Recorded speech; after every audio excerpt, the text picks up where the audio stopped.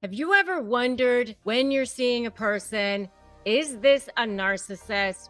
I mean, we hear the word all the time, but is it narcissism guaranteed? I'm going to go through the factors in this video so that you can know, is this narcissism guaranteed?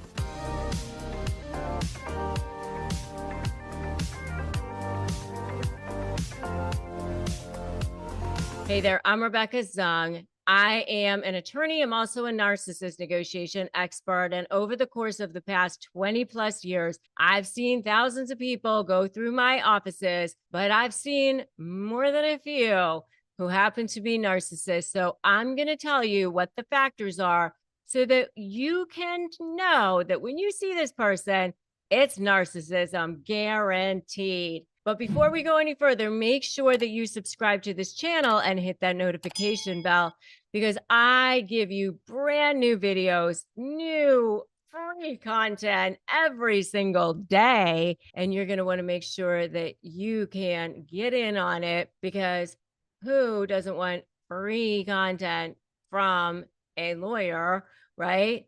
I want to make sure that you are able to break free from a narcissist as fast as possible. So I'm telling you, the word narcissist, it gets thrown around like candy. Here, a narcissist for you, a narcissist for everybody. But there are certain behaviors and personality traits that are definitely red flags for narcissism. So if you see any of these, for someone, it's safe to say this person is probably a narcissist. So this is a person who they have to be the center of attention. A lot of people have to be the center of attention, but we're talking about a person who literally has to derive all of their value from external sources. They don't feel anything inside of them.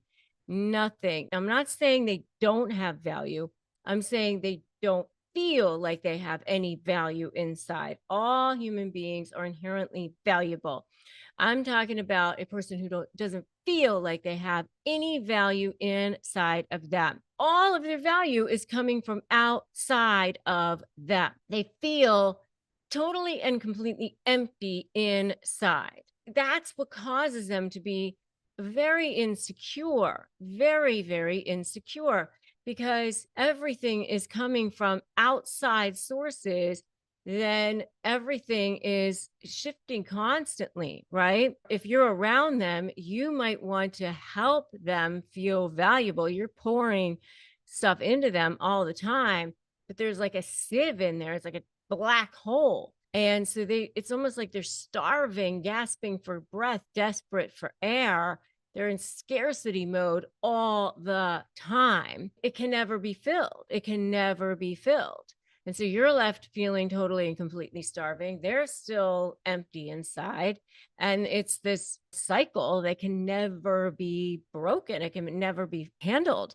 All right. So that's what's going on all the way at the end of the spectrum. Yes, it's a spectrum, so at the end of the spectrum, you've got narcissistic personality disorder on one end. On the other end, you've got whoever you think your perfect human being is on the other end, the person who feels totally whole and complete and needs no outside, nothing to feel totally whole and complete. So, Dalai Lama or Jesus or whoever you think is a perfect human being. Okay. And then the rest of us who vacillate somewhere in between are in between. So they always have to be the center of attention. They're incredibly vain and obsessed with their appearance, and their self-worth is all based on external factors. And so because of that, they're very easily slighted. And, the minute they're slighted at all, they're extremely triggered, constantly triggered. You never know what's going to set them off, right? And that triggering is that narcissistic injury, which could cause narcissistic rage to come flying out. And so this is a person who also, coupled with all of this, has no empathy, literally no ability to have any empathy for anybody else. Because think about it, if all you're thinking about is survival all the time, then you can't think about anybody but yourself, because it's all you can see is you all the time. It's very difficult to see past yourself if all you can see is you. All right. And that's why they don't have any empathy for anybody else. Now, their self-worth is based on these external factors, but it's kind of a double thing going on. There's like this, which we call narcissistic supply. The supply sources can be what I call diamond level supply, which is how they look to the world.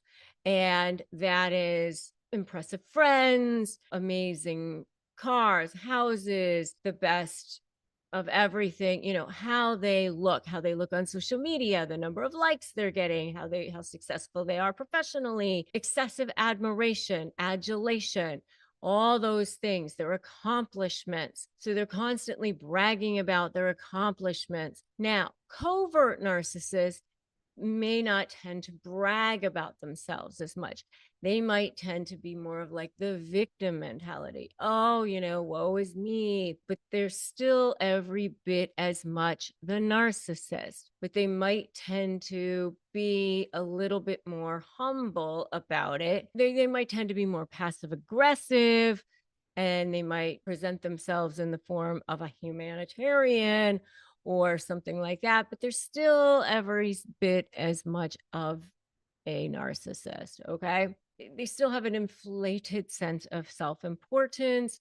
They still feel like they should have some kind of special treatment about them. Still very, very manipulative. All narcissists are extremely manipulative. They think that they have to manipulate in order to get what they want. They lie constantly.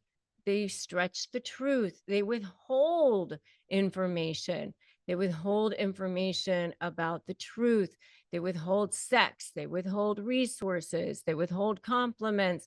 There's all sorts of things that they withhold, but they can be extremely charming when they want to be. They can love bomb you. They can future fake you. Oh, things are going to get better. You'll see, when they need to be. But everything is always a manipulation. So these are some of the signs that you've seen. Now, if any of you have seen any of these so far, give me a totally in the comments.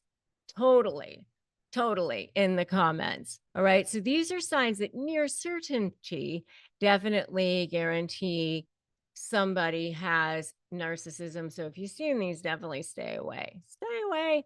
All right. So very egocentric. They think the world should revolve around them. Extremely sensitive to criticism, as I mentioned. They will definitely lash out if things don't go their way. They can go crazy over the smallest of things because, even if you use a certain tone that they find to be a slight, I always say narcissists hear tones like dogs hear whistles, like you didn't even use it to you. Nobody heard a tone. They heard tone. Very jealous of others, extremely jealous of others, competitive. Everything's got to be a competition, threatened by other people's success many times, always have to be right, especially in social situations.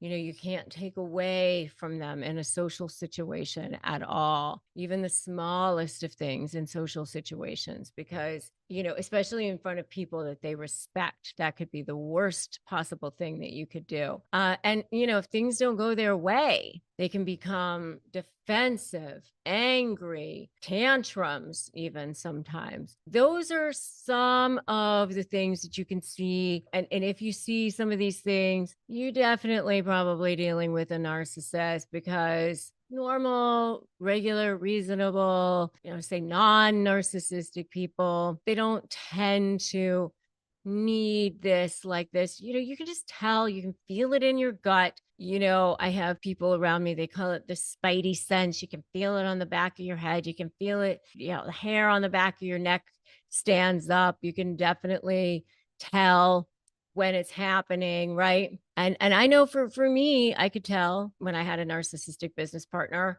I was, you see the signs, you start seeing things not adding up. You're like some lies happening there, and, projection, deflection, lying, denying, it's somebody else's fault, never their fault. You start to see things happening. And, what happens is you start looking the other way. And if you start finding yourself making excuses for them, don't do that. When people show you who they are, believe them the first time. Don't make excuses for them. Get out of there. Go flying out of there like your hair is on fire, because it's not going to get better. If you want to know about the 3 phases of a narcissistic relationship, the first phase is love bombing, and that's the next video that you should watch, which is love bombing. But before you go there, I recommend that you get my free phrases for disarming narcissists, which you can get at disarmthenarc.com. So just go to disarmthenarc.com and grab that. And also join my free private Facebook group, Narcissist Negotiators with Rebecca Zung. And make sure you have subscribed to this channel and hit that notification bell. And then you can go on over and watch that first video in a series. There's a series, love bombing, devaluing, and discarding, but the first in the series is love bombing. So I will see you over there. And remember that today's a great day to start negotiating your best life.